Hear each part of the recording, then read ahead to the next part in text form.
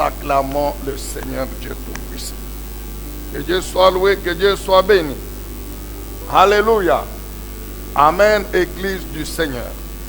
Alors, avant de continuer, nous voulons lire quelques passages dans la parole de Dieu. Nous sommes dans Psaume chapitre 16. Psaume chapitre 16, une de ces puissantes prophéties du roi et prophète David. Psaume chapitre 16, le verset 8. Nous lisons la parole vivante, vie nouvelle. La version vie nouvelle. C'est proche de second. Alors, Psaume chapitre 16, verset 9. C'est pourquoi mon cœur est dans la joie et mon esprit dans l'allégresse. Même mon corps reposera en sécurité ou avec espérance. Car tu n'abandonneras pas mon âme dans le séjour des morts et tu ne permettras pas que ton oint, ton bien-aimé, connaisse la décomposition ou la corruption. Tu me fais connaître le sentier de la vie. C'est vrai, il y a d'abondantes joies dans ta présence. Un bonheur éternel à ta droite. Et nous allons dans Actes.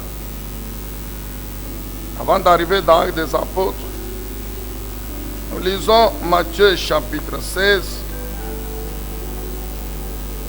Ici, c'est le Seigneur Jésus-Christ lui-même qui l'annonce.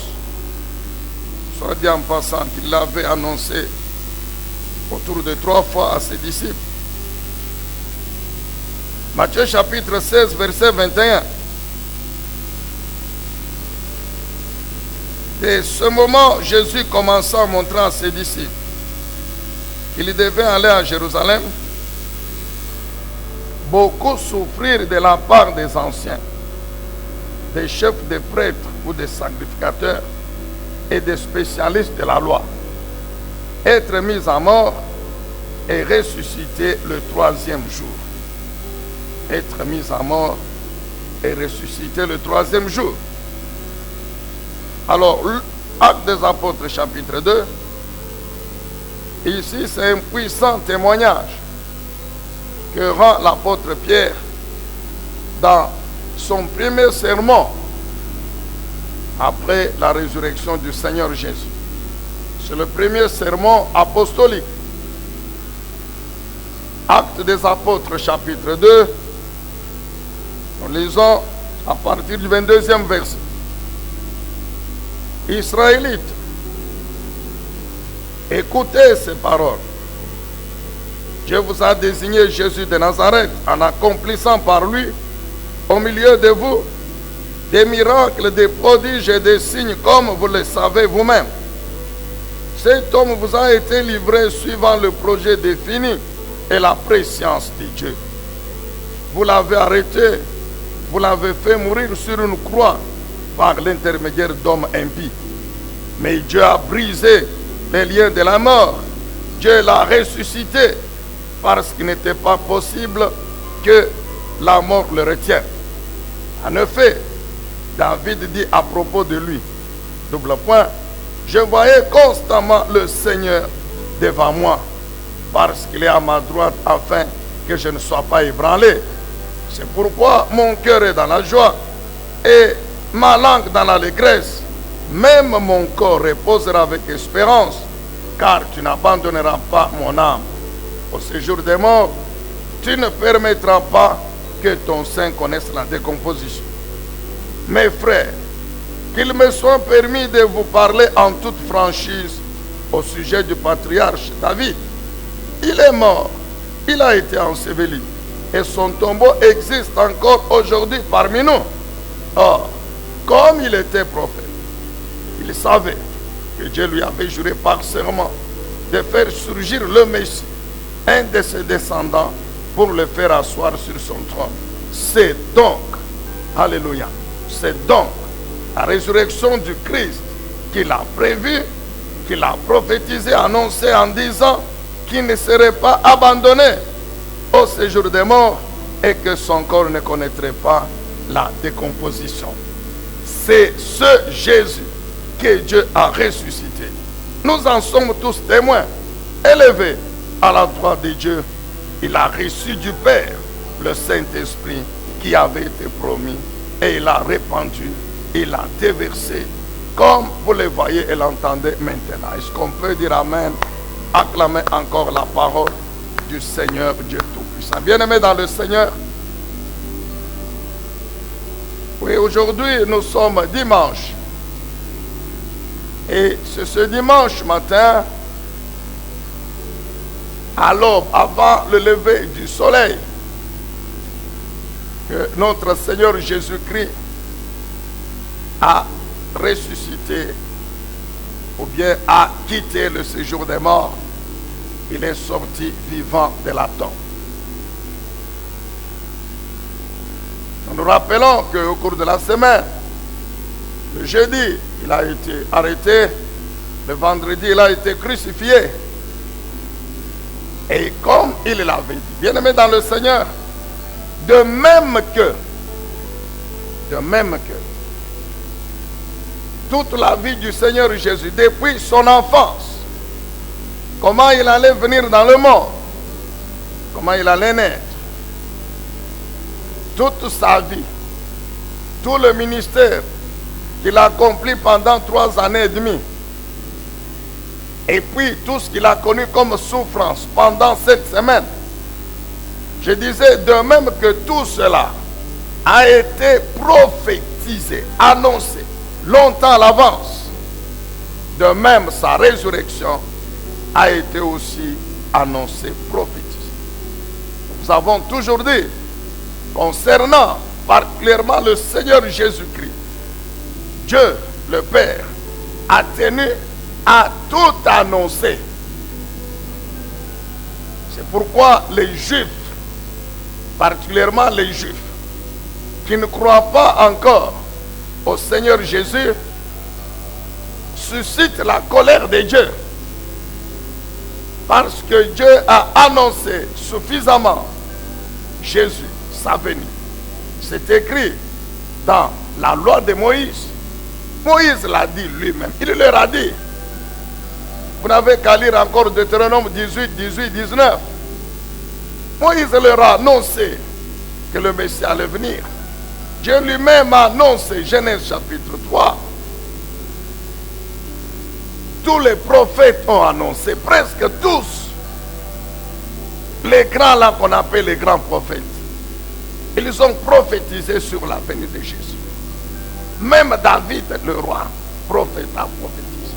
Même ce qu'on peut considérer comme des détails. Tout a été prophétisé. Dieu a tout annoncé. Sa passion, qu'il devait souffrir. Pourquoi il devait souffrir? Vous n'avez qu'à lire Ésaïe 53. Et Dieu a également annoncé la résurrection du Seigneur Jésus-Christ.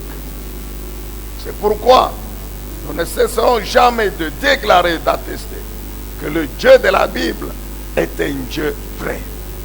C'est lui le véritable Dieu. Lui-même il dit, en dehors de moi, il n'y a pas d'autre Dieu. Lisez Ésaïe 43. Lorsqu'il condamne et stigmatise l'attitude idolâtre, le comportement idolâtre des Juifs, qui lui ont tourné le dos pour croire au Dieu des nations, il leur dit très bien, il n'y a pas de problème. Que le Dieu de ces nations-là amène leurs témoins et que leurs témoins nous démontrent quels sont ces événements qu'ils ont prédits, annoncés et qui se sont accomplis. C'est l'Éternel Dieu qui s'adresse à Israël. Très bien, je ne refuse pas. Mais que c'est Dieu là des nations, en qui aujourd'hui vous avez placé votre confiance, amène leurs témoins. Et que leurs témoins nous démontrent les événements qu'ils ont annoncés, qu'ils ont accomplis. Il n'y en a pas. Alors l'Éternel ajoute, mais vous, mon peuple, et mon serviteur, allusion faite à Isaïe le prophète. Vous êtes mes témoins. Vous êtes mes témoins. De moi, l'Éternel, votre Dieu. Vous pouvez vous lever et annoncer que toute parole sortie de la bouche de notre Dieu, il a accompli, qu'il n'y a rien qu'il a accompli sans l'avoir annoncé avant. Même nous-mêmes là, Israël, peuple d'Israël, avant que nous ne naissions, que nous ne venions dans le monde, il a annoncé à notre ancêtre Abraham. Et tout ce qu'il a dit à Abraham, il a accompli. Avant que nous n'allions en Égypte, où nous avons fait 4 siècles. Mais il a annoncé à Abraham, Genèse 15. Dieu dit, vous mon peuple, vous pouvez vous lever et témoigner que moi, votre Dieu, je suis le véritable, car je n'ai rien fait sans l'avoir annoncé. Oui, tout ce qui concerne le Seigneur Jésus, notre Dieu l'a fait. Même la résurrection que l'Église commémore aujourd'hui, notre Dieu l'a annoncé. Nous l'avons lu, psaume 16. C'est le prophète David. Il prophétise. Il dit, je suis dans la joie. Mon âme, mon esprit dans l'allégresse. Et mon corps reposera avec assurance, avec espérance. Pourquoi? Parce que mon Dieu n'abandonnera pas mon âme dans le séjour des morts. Il ne permettra pas que mon corps soit décomposé. Quand David prophétise,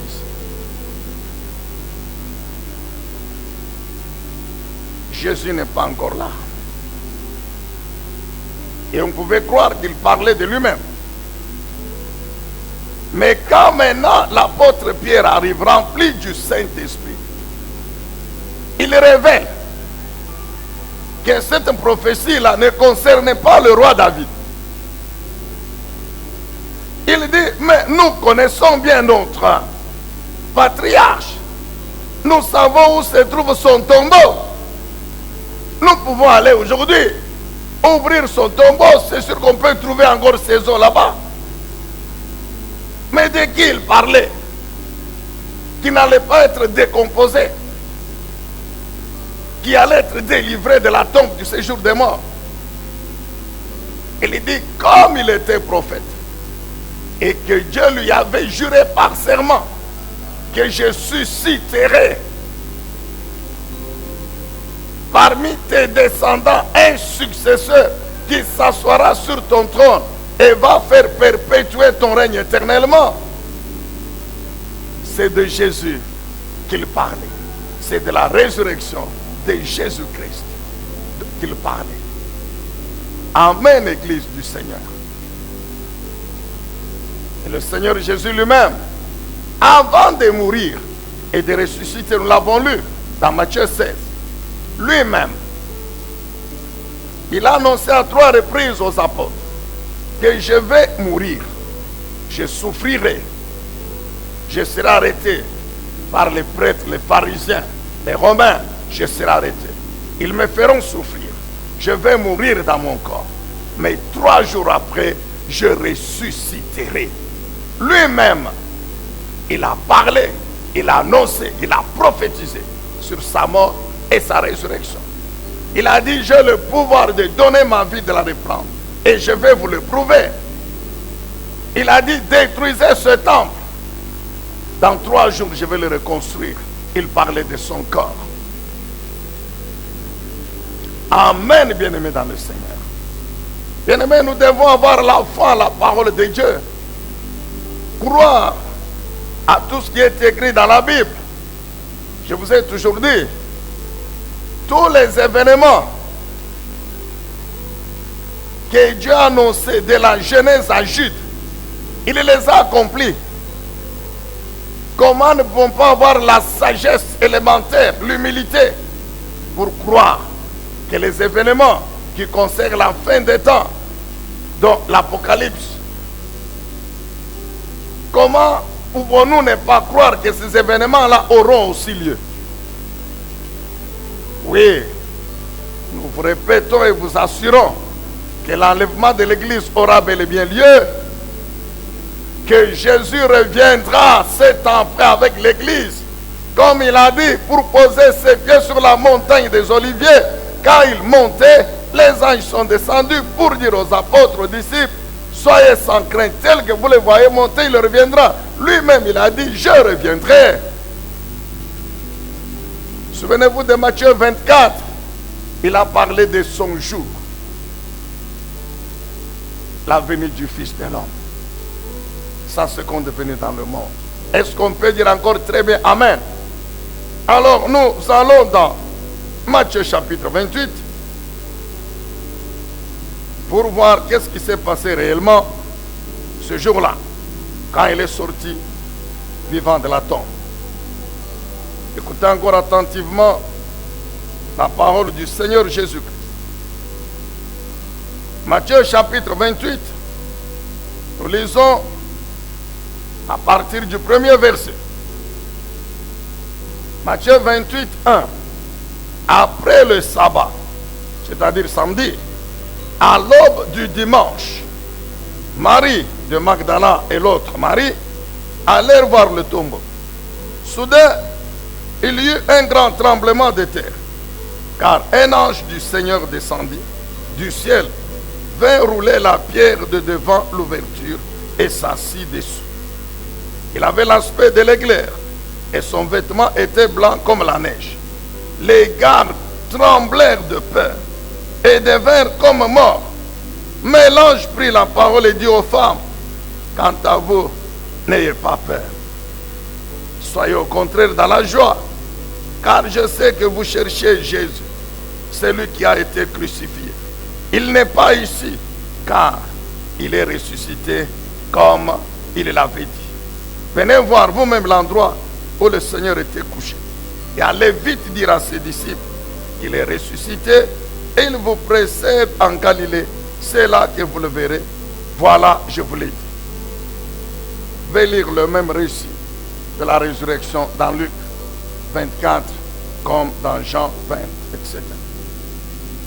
Bien-aimés, ici, nous voyons donc dimanche matin, à l'aube, dit la Bible, avant que le soleil ne se lève, le roi de gloire, notre Seigneur Jésus-Christ, comme il l'avait dit, il est sorti de la tombe. Il est sorti de la tombe. Et il a laissé le linge dont son corps avait été, qu'on avait utilisé pour recouvrir son corps, qui est resté sur là où on avait mis son corps. Notez ceci.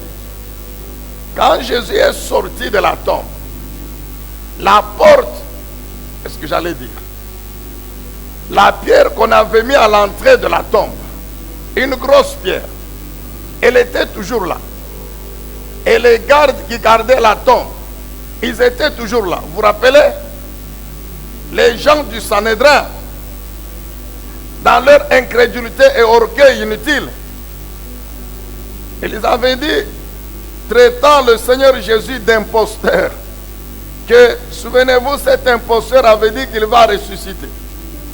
Alors, pour éviter que ses disciples ne viennent voler le corps et nous raconter qu'il est ressuscité, ils ont pris une grosse pierre, ils ont mis à l'entrée de la tombe et ils ont pris des gardes militaires pour garder. Alors, quand le temps arrive, le jour arrive, pour que le Seigneur ressuscite, il est sorti de la tombe. Mais la pierre était toujours là et les gardes étaient toujours là. La Bible dit, quand maintenant les femmes arrivent, c'était pour demander d'embaumer le corps. Quand les femmes arrivent, dès qu'elles arrivent devant le tombeau, en ce moment-là, l'ange de l'Éternel descend. Et il roule la pierre, bien sûr, avec une puissance terrible, parce que la terre a même tremblé. Il roule la pierre qui était à l'ouverture. Et il s'assoit dessus. Bien sûr, les femmes ont eu peur. De même que les gardes. Alors l'ange leur a dit, non, n'ayez pas peur, vous soyez dans la joie. vous soyez dans la joie. Pourquoi? Parce que celui que vous êtes venu chercher, il est ressuscité. Donc ne cherchez pas celui qui est vivant parmi les morts. Non, Jésus est ressuscité. Si j'ai roulé la pierre, c'est pour vous donner la preuve qu'il n'est pas là. Alors entrez maintenant pour voir là où on l'avait mis. Amen, bien-aimés dans le Seigneur. Quel que soit ce que les méchants peuvent faire, quel que soit ce que les ennemis peuvent faire, quel que soit ce que Satan peut faire pour nous bloquer. Alléluia. Il peut, écoute, il arrive des fois qu'on prend même l'esprit de quelqu'un. On l'emmène dans le monde de la spirituelle des ténèbres, dans le cachot, et on met un gros cadenas, une grosse serrure. Mais,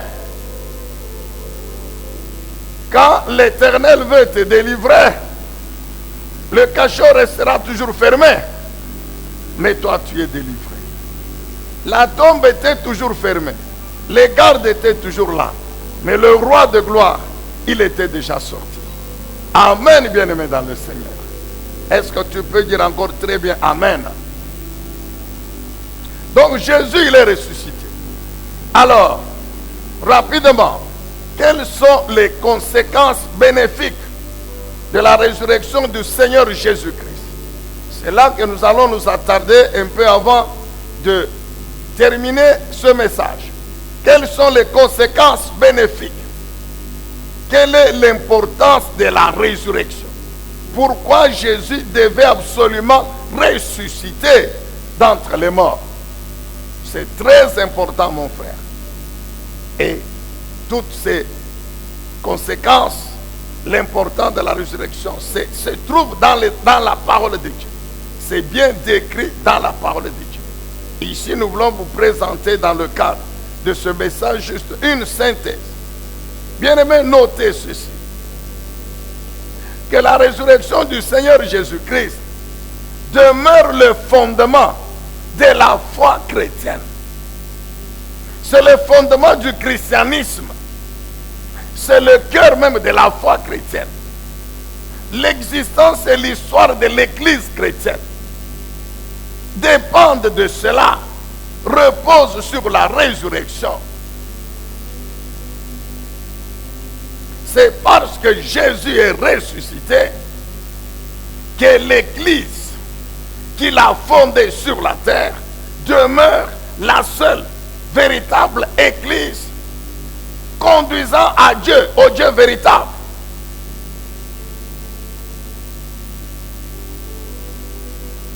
Il y a eu beaucoup de prophètes sur cette terre, des vrais et des faux. Les vrais sont les prophètes de Dieu, les faux sont des serviteurs de Satan, que lui-même a érigé en prophète. Mais tous, ils sont morts. Tous sont morts. Les vrais comme les faux. Et même parmi les vrais, il n'y a personne qui est mort pour les péchés des autres personnes. Non. Il n'y a personne. Même les vrais prophètes. Il n'y a personne qui est mort comme Jésus, comme sacrifice pour l'expiation des péchés de toute l'humanité. Non. Ils ont fait des miracles, c'est vrai. Nous avons toujours dit, même si le prophète de votre religion a ressuscité tout un cimetière, il n'y a pas de problème, mon frère. Même aujourd'hui, là, le prophète là, de votre religion, là, même s'il va à Saint-De là-bas, il ressuscite tous les morts, il n'y a pas de problème. Il peut faire tout ce qu'il veut faire.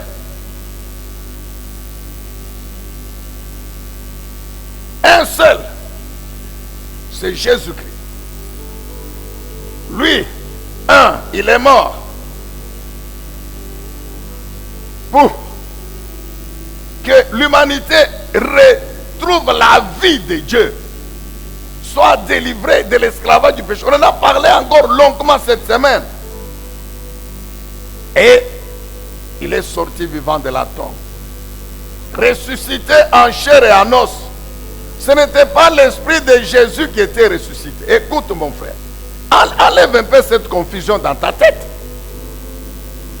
Qui est entretenue par le mensonge. Nous entendons, oh non, c'est vrai, mais c'est Jésus, son esprit. Et son âme qui était ressuscitée, le corps était resté dans la tombe.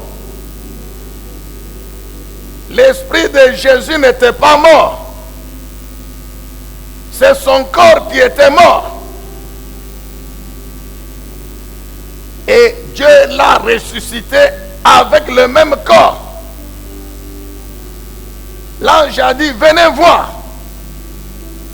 Il a montré aux gardes qui gardaient la tombe. Et aux femmes qui sont venues les premières. Et quand les gardes sont partis, les gardes ont donné le rapport au Sanhédrin, à ceux qui les avaient mis là, que cet homme-là, nous étions là. L'ouverture de la tombe bien fermée. Donc il n'y a pas à dire que on est venu nous neutraliser par ses disciples, ils ont volé le corps, non. Pendant que nous on était là en train de garder, lui il était déjà sorti de la tombe. Et quand l'ange a roulé la pierre, nous avons vu, nous, dans la tombe, le linceul. Mais lui n'était pas là. C'est ainsi que les chefs du Sanhédrin leur ont donné l'argent. Pour dire non. Il ne faut pas dire qu'il est ressuscité. Dites seulement, ne dites pas qu'il est ressuscité. Ah mais c'était tellement puissant. Cet événement était tellement puissant que les militaires ne pouvaient ne pas dire à leurs femmes, ne fût-ce qu'à leurs femmes, que dans notre vie, nous n'avons jamais vécu un tel événement.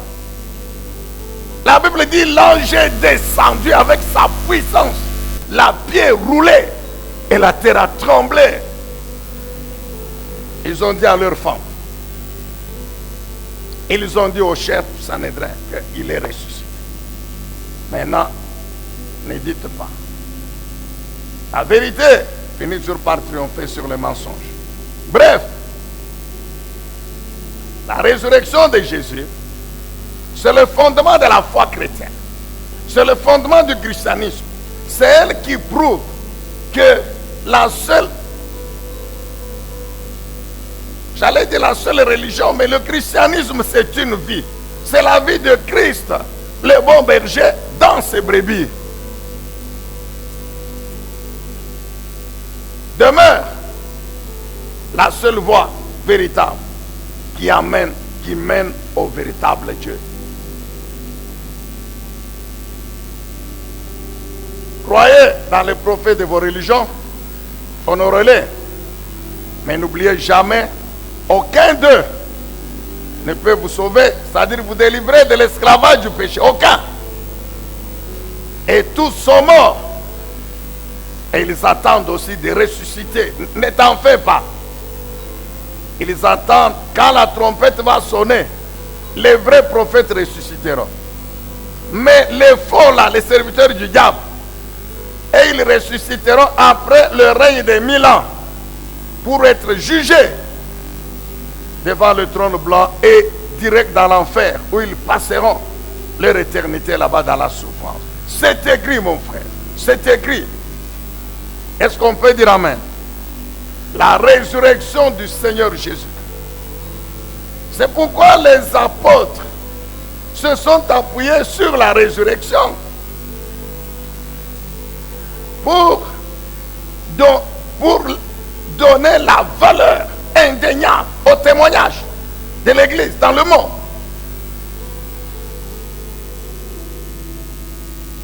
Les apôtres sont appuyés sur la résurrection du Seigneur pour fournir le témoignage de l'Église dans le monde. Notez que grâce à la résurrection, la mort a été vaincue. Dieu a déployé sa puissance pour détruire le péché, pour détruire la mort, pour anéantir la puissance de la mort. ressusciter Jésus, afin qu'au travers de lui, de ceux qui croient en lui, Dieu crée des vies nouvelles.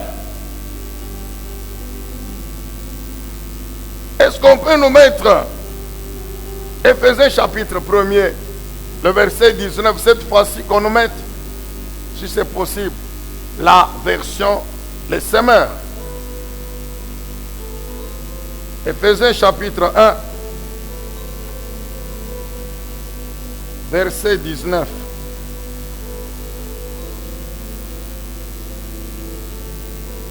Il est question de la puissance que notre Dieu a déployée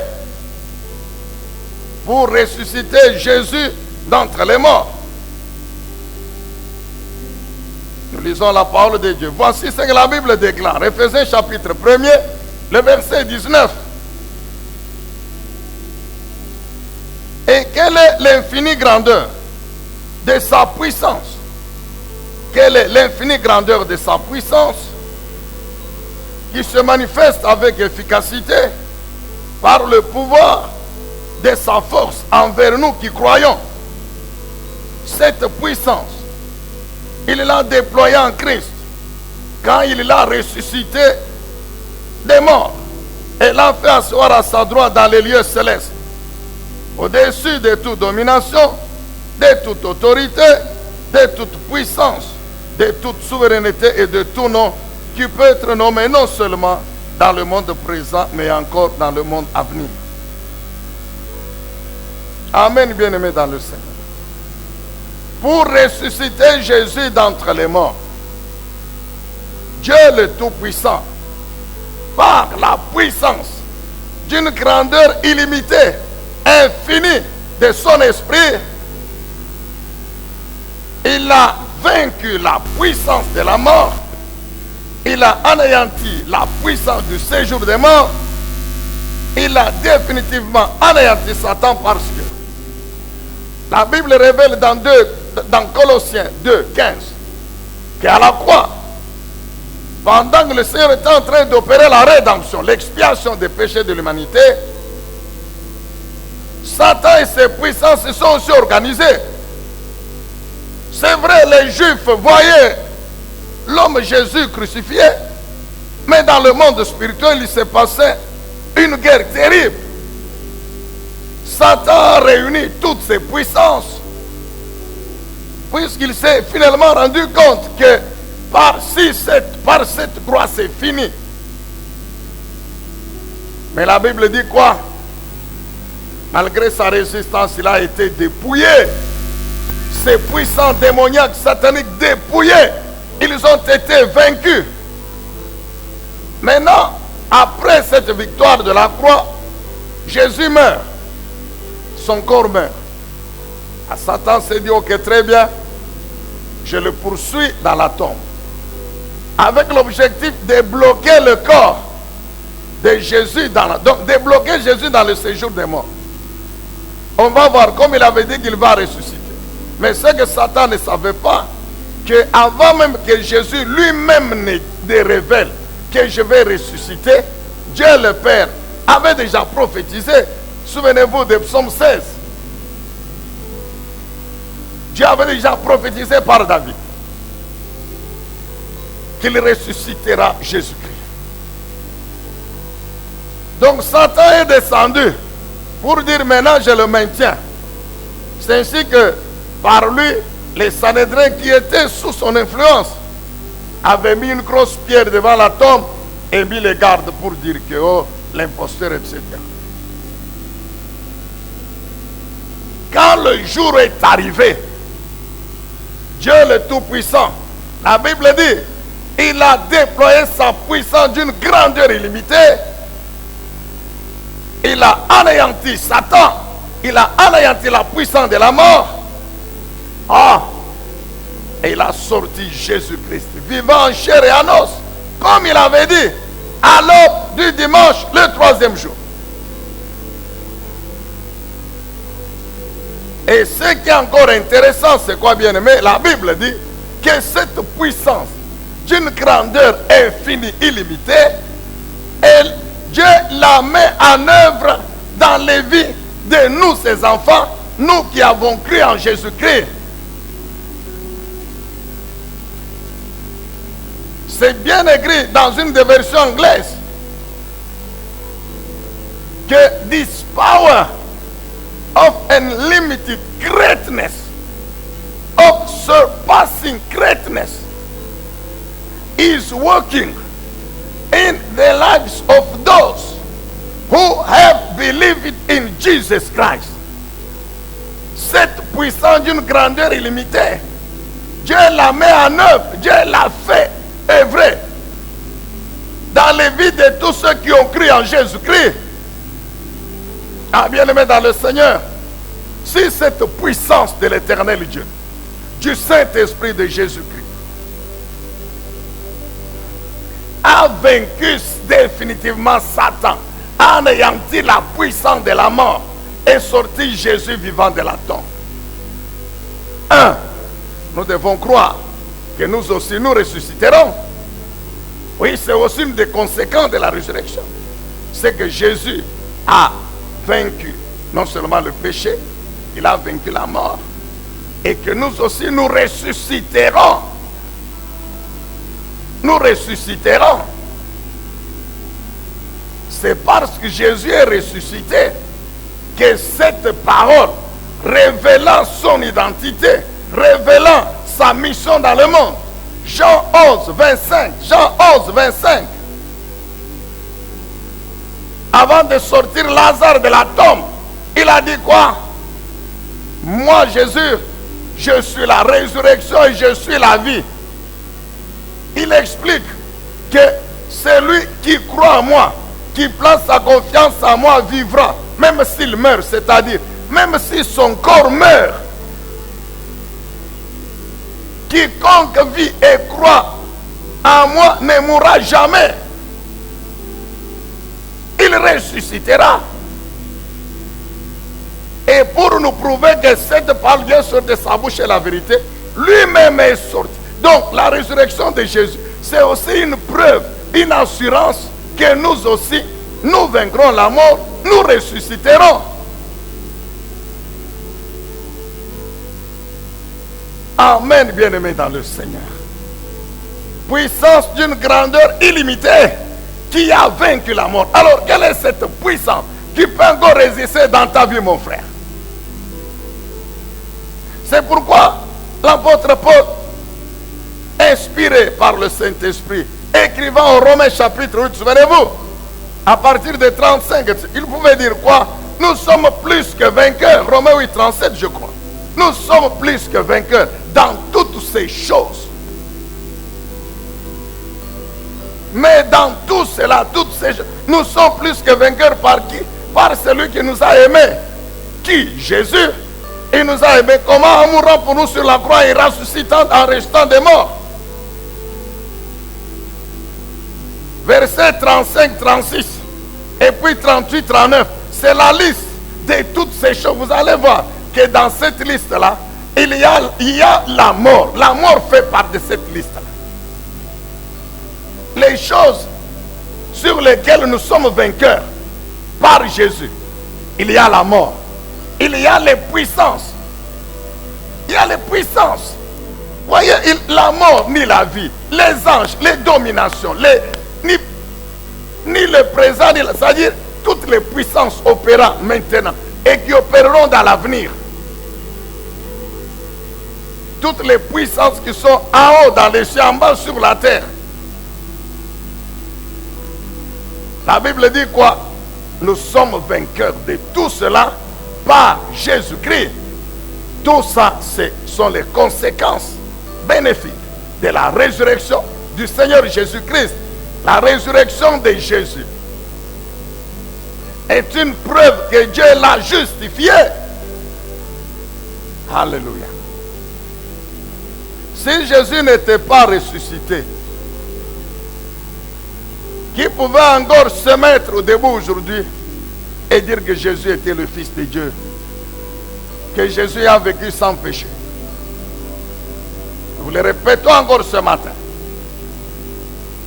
Dieu a crucifié Jésus, non pas parce qu'il avait péché, non, mais parce que Jésus a accepté que Dieu prenne l'iniquité de toute l'humanité, lui impute cela, mettre sur lui. Jésus a dit, crucifie-moi à leur place. Donc considère que c'est moi qui ai péché contre toi. Et eux, tu les laisses vivre. Mais, la réalité était quoi? C'est que Jésus n'avait pas péché. Et comme il n'avait pas péché, après la mort de son corps, dans lequel il a vécu sans péché, Dieu ne pouvait pas les laisser dans la tombe. Non. C'est ainsi que Dieu va le ressusciter pour le justifier lui-même, pour montrer qu'en réalité, il n'a pas péché. Mais il est mort à la place de l'humanité. Comme lui n'a pas péché, donc il ne méritait pas la mort, non plus la décomposition. Alors je le ressuscite. C'est ainsi qu'il est sorti. Avec le même corps, mais totalement transformé. Pourquoi? Parce que c'est un corps saint, un corps qui n'avait jamais péché. 1 Corinthiens 15, la Bible révèle que c'est avec le même corps. Alléluia. Quand la trompette va sonner, nous sortirons du séjour des morts dans le sein d'Abraham avec le même corps que notre roi est sorti de la tombe. Et nous monterons à sa rencontre. Ceux que la trompette, ceux que l'enlèvement trouvera vivants, la Bible dit, ils seront seulement transformés. Ce sera comme, donc ils vont sortir. Et ce corps ici, ce sera comme un manteau qui va tomber. Je ne sais pas comment ça sera. Mais la Bible dit, ils seront transformés. Seront transformés ceux qui seront vivants. Transformés. Le corps ici, elle est transformé et il monte. Mais le Saint-Esprit fera cela, mon frère. Il le fera. Il a une puissance terrible, Dieu le Saint-Esprit. Il a une puissance terrible, mon frère. C'est pourquoi apprends à lui obéir. Apprends à te soumettre à lui. À lui faire confiance. La résurrection de Jésus n'a pas eu pour objectif seulement sa justification, mais même notre justification aussi. Romains chapitre 4 verset 25. Romains chapitre 4 verset 25. Est-ce qu'on peut nous mettre ce verset rapidement? Romains chapitre 4 25. La Bible dit quoi? Il, c'est Jésus. Il a été livré pour nos fautes, nos péchés. Et Dieu l'a ressuscité pour que nous soyons déclarés justes. Déclarés justes par notre foi en lui. Comme lui, Dieu l'a justifié. Maintenant, ceux qui croient en lui, qui croient qu'il est mort pour leurs péchés, Dieu, il les ressuscite aussi. C'est la résurrection spirituelle de l'esprit de l'âme. Et Dieu leur impute, les déclare justes. C'est parce que Jésus a vécu sans péché. C'est parce qu'il est ressuscité que Dieu l'a justifié, que Dieu peut maintenant déclarer juste quiconque croit en Jésus-Christ. C'est pourquoi 1 Corinthiens chapitre 1 verset 30, la Bible dit que par Dieu, Jésus-Christ, il est devenu notre sagesse, il est devenu notre justice, il est devenu la source de notre sainteté et notre libérateur. Par lui, vous êtes unis au Christ, oui. Lui, c'est Dieu. Christ qui est devenu pour nous cette sagesse qui vient de Dieu. Ah, c'est bien écrit. En Christ, en effet, se trouve pour nous l'acquittement. C'est ça la justice. La purification et la libération du péché. Ah, est-ce qu'on ne peut pas clamer encore pour ce grand roi Jésus-Christ? Ah, bien-aimé, écoute encore. Non, la liste, elle est longue, mon frère. Vous savez, la résurrection de Jésus, c'est une preuve indéniable que le royaume de Dieu est une réalité vivante et non pas un mythe. Parce que Jésus, ressuscité, il est vivant et il règne. Et les membres de son royaume, c'est nous. Souvenez-vous d'Apocalypse 5, 9 et 10. La Bible dit, tous ceux qui ont cru en lui, Jésus, il a fait d'eux des rois, c'est-à-dire membres de son royaume, du royaume de Dieu, et des sacrificateurs, donc des serviteurs. Nous en parlerons cette semaine parce que nous continuons notre enseignement sur délivrer pour servir l'Éternel. Aujourd'hui, nous avons marqué une petite pause pour parler quand même de la résurrection, car c'est aujourd'hui dimanche.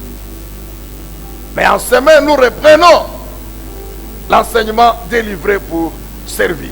Et nous reviendrons sur Apocalypse 5, 9 et 10.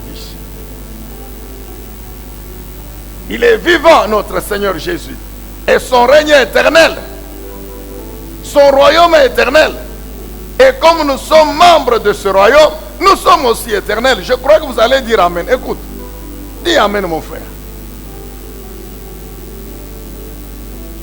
Alléluia. Ah, que Dieu soit loué, que Dieu soit béni. Enfin, nous continuerons un jour là-dessus. Enfin, notez ceci, que la résurrection de Jésus, elle nous aide à trouver ou à donner un sens à notre vie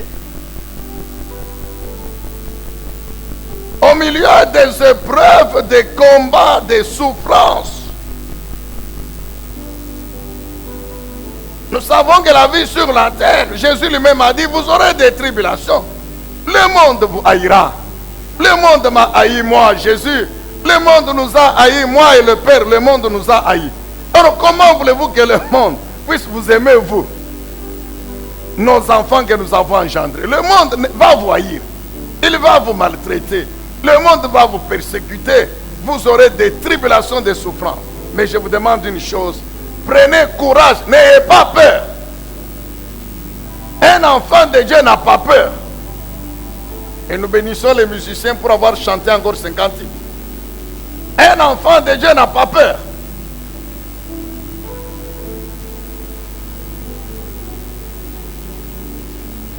Donc la résurrection nous aide à donner un sens à notre vie. Et elle nous donne la force. Quand nous traversons des temps difficiles, compliqués, sur la terre. Mais quand nous nous rappelons que Jésus est mort, il est ressuscité, donc nous avons l'assurance que nous vaincrons ces choses. Et cette victoire, c'est quand nous allons ressusciter. Les souffrances que nous allons connaître dans notre vie sur la terre resteront. Quand le corps ira dans la poussière, les souffrances aussi vont rester. Et nous irons. La Bible dit, là au ciel, il n'y aura ni pleurs, ni deuil, ni souffrance. C'est une joie éternelle.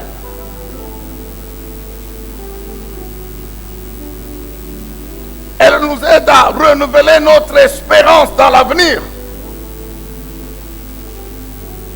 Notre espérance. Souvenez-vous d'Hébreux chapitre 6. La Bible dit, elle pénètre au-delà du voile. C'est le voile du temple de Jérusalem.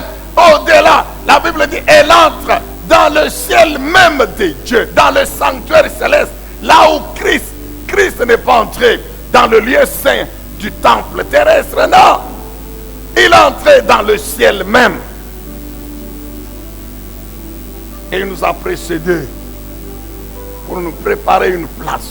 C'est là le premier niveau de notre espérance.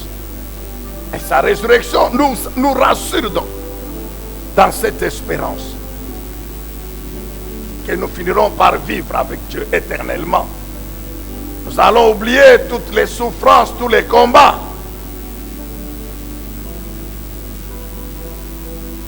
C'est pourquoi, à cause de la résurrection de Jésus Église, nous devons bannir la peur. Nous devons être dans la joie.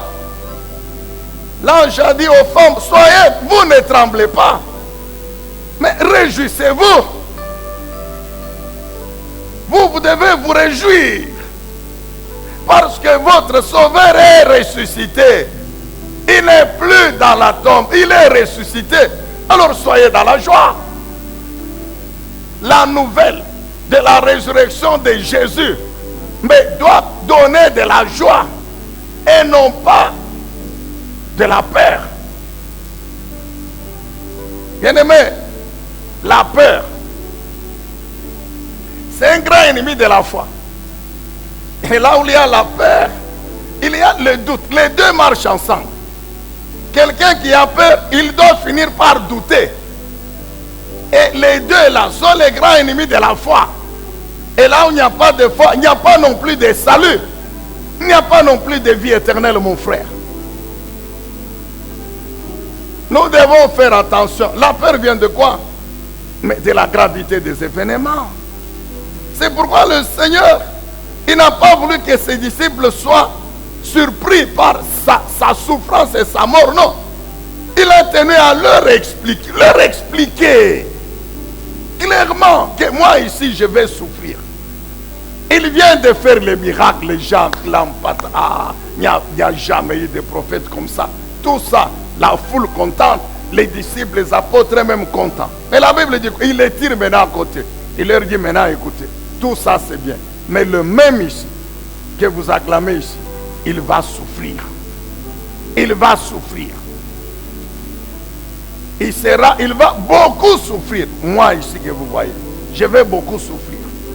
Mais je vous assure, je vais même mourir et ressusciter. Quand vous lisez Pierre, la Bible dit quoi? Pierre le tire à côté. Il dit non, non, non, non, non. Comment? Toi mourir? Ah, jamais. Donc Pierre croyait faire du bien à Jésus en lui disant, tu ne vas pas mourir. Mais le Seigneur lui a dit, arrière de moi Satan, comme pour dire, ce n'est pas toi qui parles. C'est l'influence de Satan. Souvenez-vous de notre enseignement sur ceux qui entrent en toi, c'est ceux qui existent en toi.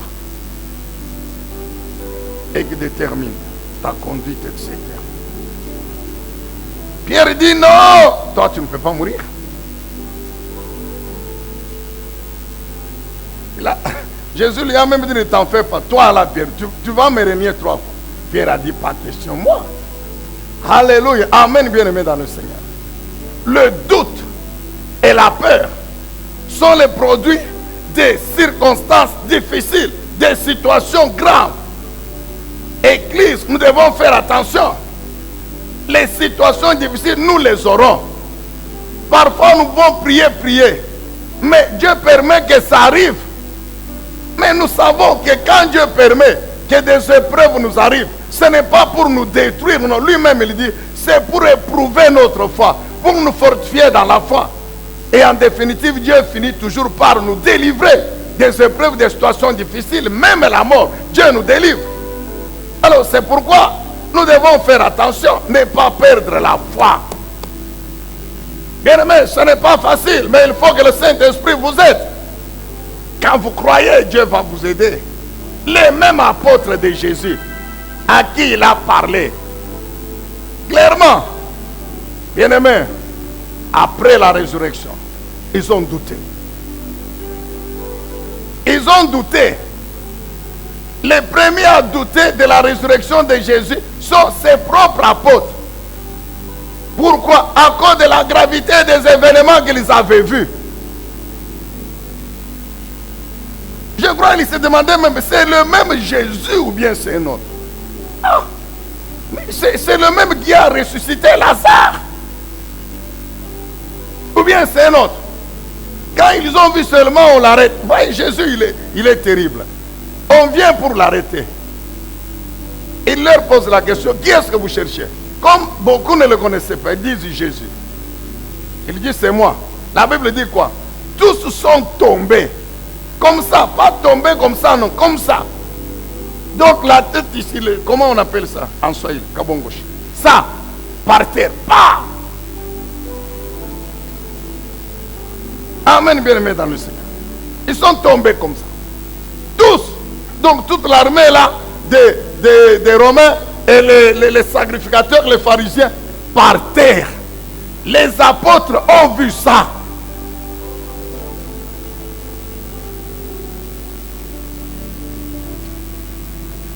Ah, il faut admirer Jésus, hein. Acclame un peu encore. Acclame-le encore. Parce que moi, ça c'est moi qui parle. Si c'était moi, à la place de Jésus là, je sais que je vais mourir. J'allais laisser ces gens-là, même 48 heures là-bas. 48 heures. Je prends les apôtres, allez, continuons. Je continue à faire d'autres miracles.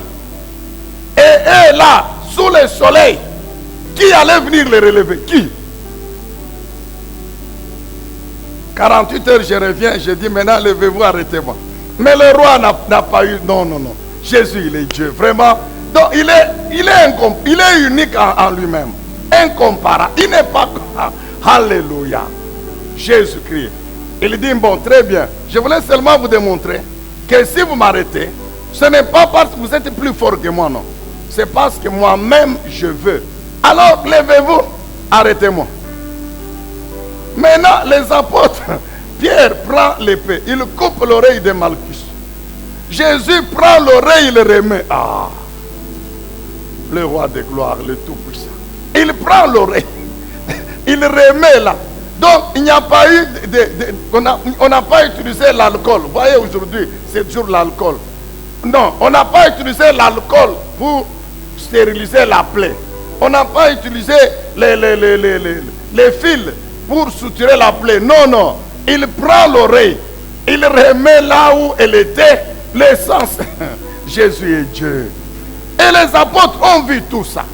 Mais brutalement là, le même Jésus là, on l'arrête. On commence à le flageller. Il ne dit rien. On l'amène chez Caïphe, on l'amène chez Hérode, on l'amène. Les apôtres ont dit non. Ici c'est ainsi que tous ont fui. Les événements étaient forts, plus forts, qui ne pouvaient pas résister. Ah bien-aimé, que Dieu t'aide. Puisque Jésus est ressuscité, bannis la peur dans ta vie. Quelle que soit la gravité des événements. Ah, Jésus est Dieu le Tout-Puissant. Les apôtres ont fui. Pierre là qui a tenté de venir, quand il a vu comment on maltraitait Jésus, on dit on va le crucifier. Ah, on dit toi aussi tu étais avec lui. Non, je ne le connais pas. Tu étais avec lui, je ne le connais pas. Tu étais 3 fois.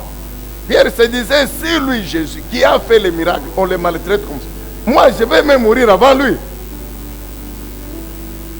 Ah, bien aimé. Maintenant écoutez.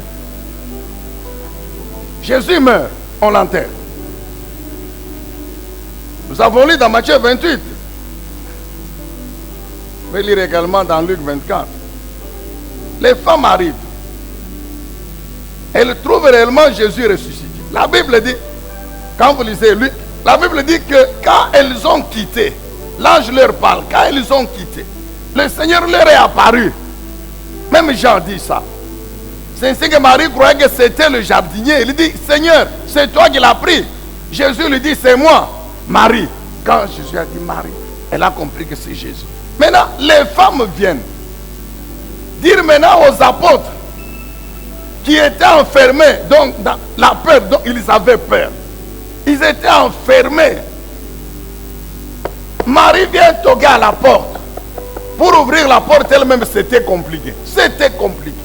La peur, mon frère. Ils ouvrent. Marie entre. Marie dit, le Seigneur vient de ressusciter. Les apôtres ont refusé. Permettez. Luc, chapitre 24.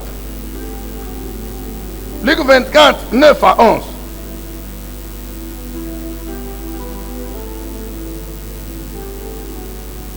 Luc 24, 9 à 11.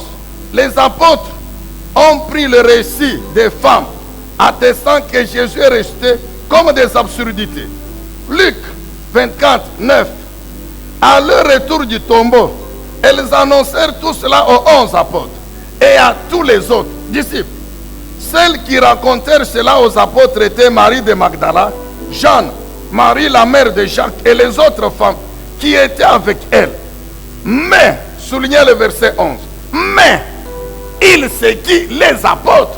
Ils prirent leur discours, leur témoignage comme des absurdités et ils ne crurent pas ces femmes.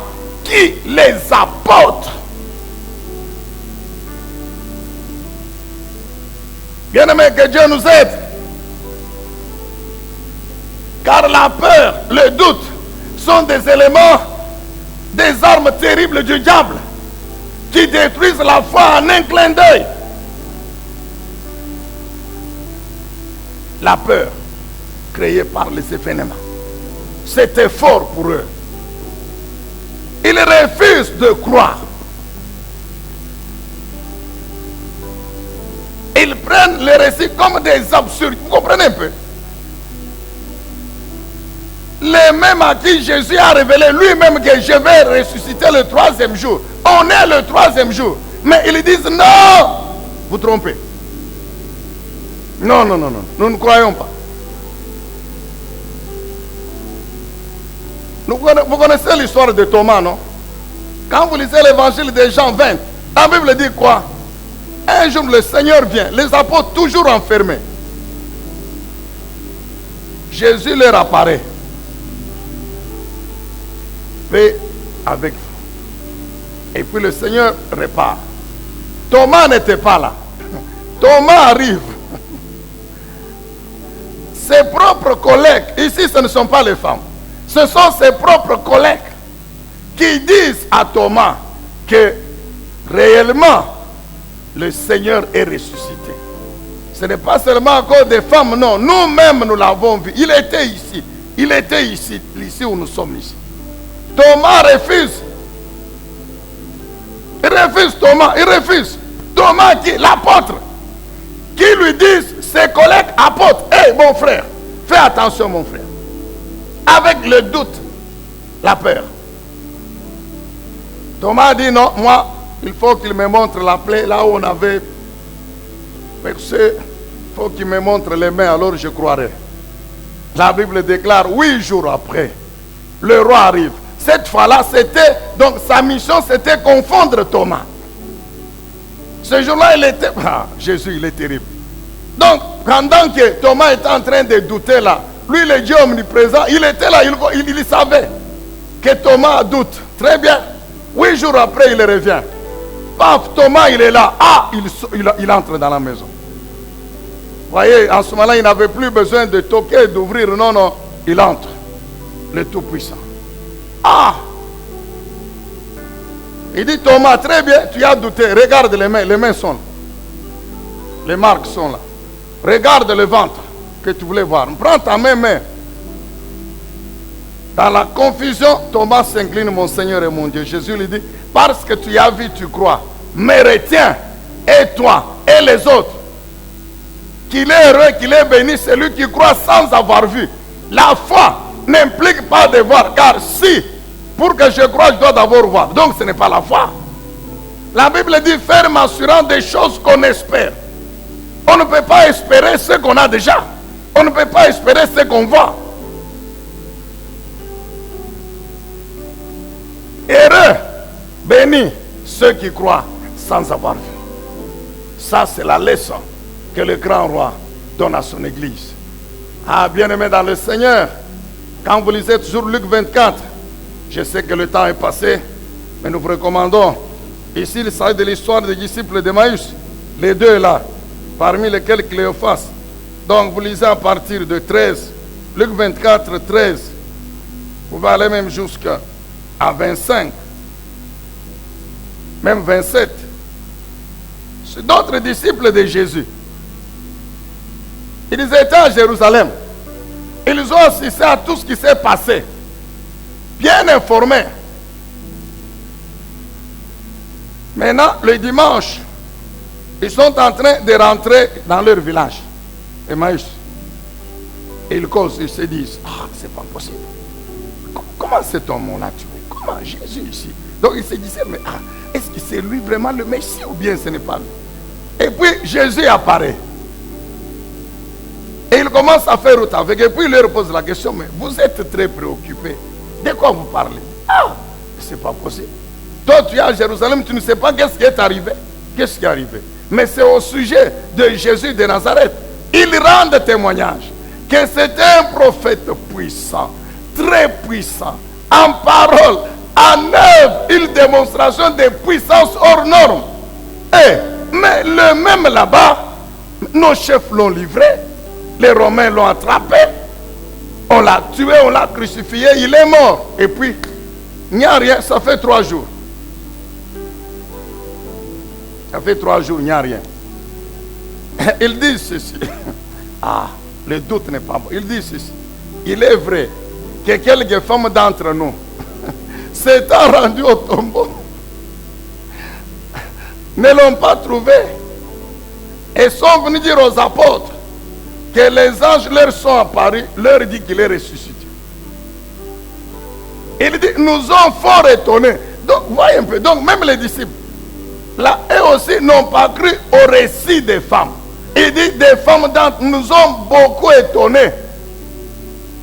Elles se sont rendues au tombeau, ne l'ont pas trouvé, puis elles racontent qu'il est ressuscité, que l'ange leur est apparu. Ils ajoutent, nous espérions que celui qui allait délivrer Israël de la domination des Romains, mais celui qui était notre espoir de nous délivrer, les mêmes Romains l'ont. C'est ce qu'il voulait dire à Jésus. Que Jésus là, qui était notre espoir, parce qu'ils disent nous espérions que celui qui allait nous délivrer des Romains, mais les mêmes là en qui nous avons placé notre espoir, les mêmes Romains l'ont pris. Donc tu comprends que ça ne vaut plus la peine d'avoir suivi cet homme, ce qu'il voulait dire. Alléluia. Cela a troublé le Seigneur, qui a stigmatisé leur incrédulité et qui leur a dit, homme sans intelligence. Moi-même, je vous l'ai dit à maintes reprises. Il ne fallait pas, c'est écrit même dans vos prophéties.